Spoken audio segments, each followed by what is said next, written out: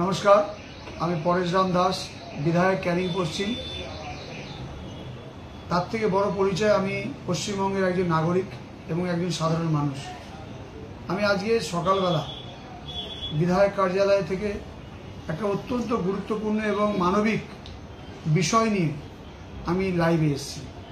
আমার লাইভ যারা দেখছেন সারা রাজ্য সারা পশ্চিমবঙ্গে ক্যানিং পশ্চিম সহ এইদিকে বাসন্তী গোসবা ঝড়খালি নর্থ চব্বিশ পরগনা বিভিন্ন জায়গার মানুষ এবং পশ্চিমবঙ্গের বিভিন্ন দেশ বিভিন্ন ব্লক বিভিন্ন গ্রাম বিভিন্ন শহর বিভিন্ন মহল্লা।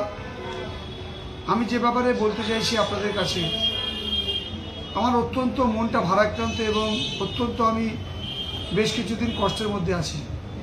তার একটাই কারণ, দেখুন মানুষের জীবনে অনেক ঘটনা অনেক দুর্ঘটনা অনেক কিছু প্রবাহ হয়ে যায়।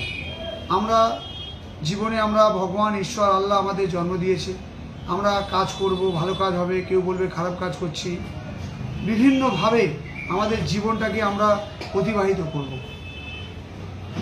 কিন্তু আমি এখন দেখছি বেশ কিছুদিন ধরে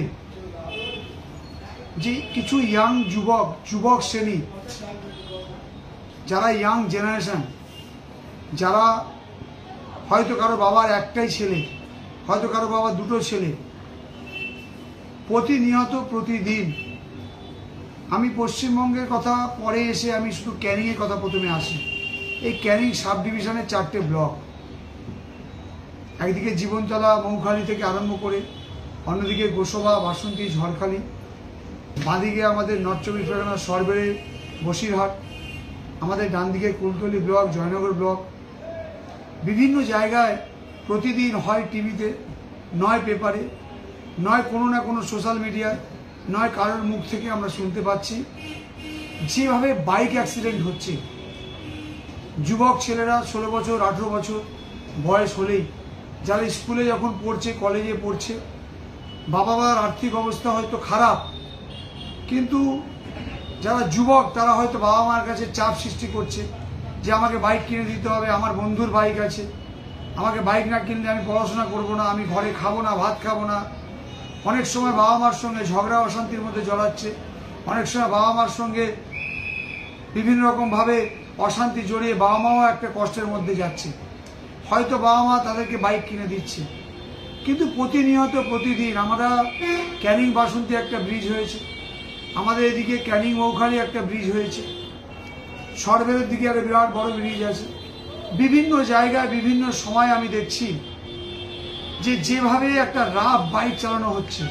প্রথমত বাইকে যারা চালাচ্ছে বাইক আরোহী, অনেক সময় দেখি একটা বাইকে দুজন তিনজন, দুজনের জায়গায় 3 জন 4 জন করেও চালাচ্ছে।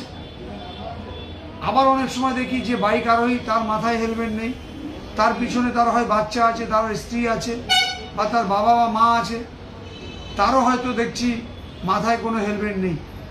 দেখুন অ্যাক্সিডেন্ট হতেই পারে, অ্যাক্সিডেন্ট আগে দিয়ে বলে আসে না। অ্যাক্সিডেন্ট রাস্তায় চলতে চলতে হতে পারে, সে আমারও হতে পারে, আপনার হতে পারে, সবার হতে পারে। কিন্তু যদি মাথায় আমার হেলমেটটা থাকে, যদি আমি প্রোটেকশন নিয়ে চলি, তাহলে অ্যাক্সিডেন্ট হলে অন্তত মাথা যদি আমার বেঁচে যায়, হাত ফাত কেটে গেলে ছেটে গেল, দেখবেন আমার জীবনটা বেঁচে যাবে।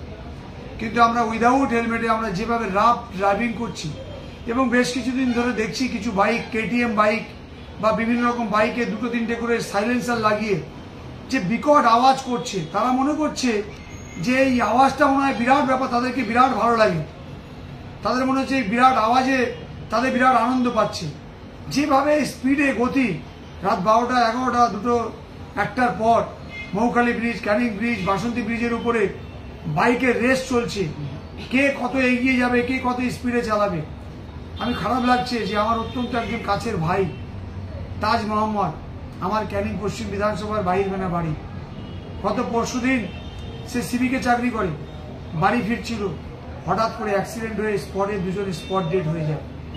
সেই ভাই আমার চলে গেল তাজ মোহাম্মদ।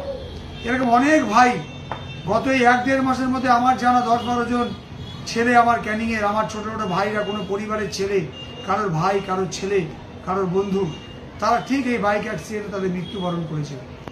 আমি শুধু আবেদন করব, এক তো লাইভের মাধ্যমে যারা আমার লাইভ দেখছেন, কারণ ইয়াং জেনারেশনরা তারা এখন সবসময়ের জন্যে সোশ্যাল মিডিয়ায় অ্যাক্টিভ, আমি তাদের উদ্দেশ্যেই বলছি যে আসো, বাইকটা অন্তত স্পিডটা কমাও, 40, 42, 45, 30-এ বাইক চালাও, মাথায় হেলমেট দাও ভাই।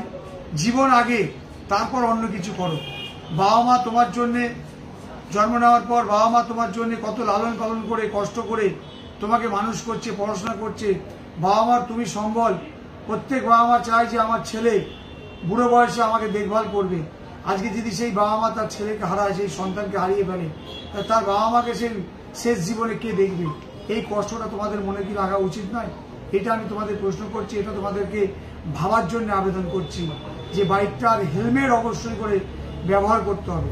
আমি ক্যানিং প্রশাসনকে, এসডিপিও সাহেব, আইসি সাহেব আছে, ক্যানিং প্রশাসনের যারা আছে আধিকারিকরা, আমি তাদেরকে আপনাদেরকে আমি লাইভের মাধ্যমে বলছি যে আপনারা ইমিডিয়েট একটা মাইকিং প্রচার করুন।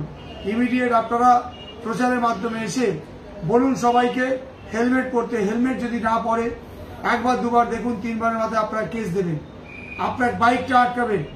যত্র বাইক রেখে আপনারা চলে যাচ্ছেন ক্যানিং বাস স্ট্যান্ড, ক্যানিং বিধায়ক কার্যালয়, চৌরাস্তার মোড়, এসডিও অফিস, বিডিও অফিস, থানার সামনে, হাসপাতালের সামনে প্রতিনিয়ত বাইক, টোটো যেভাবে জ্যাম করে রেখে দিচ্ছে, মানুষ চলাচল করতে পারছে না। এটাও প্রশাসনকে বলবে একটু দেখার জন্য। এবং সাথে সাথে আরেকটা কথা বলবো যে ক্যানিং হাসপাতাল সহ বিভিন্ন জায়গায় আমরা দেখছি ছোট ছোট করে ছিটকে চোর বেরিয়েছে। ক্যানিং হাসপাতালে টোটো চুরি হচ্ছে, বাইক চুরি হচ্ছে, সিসিটিভি আছে।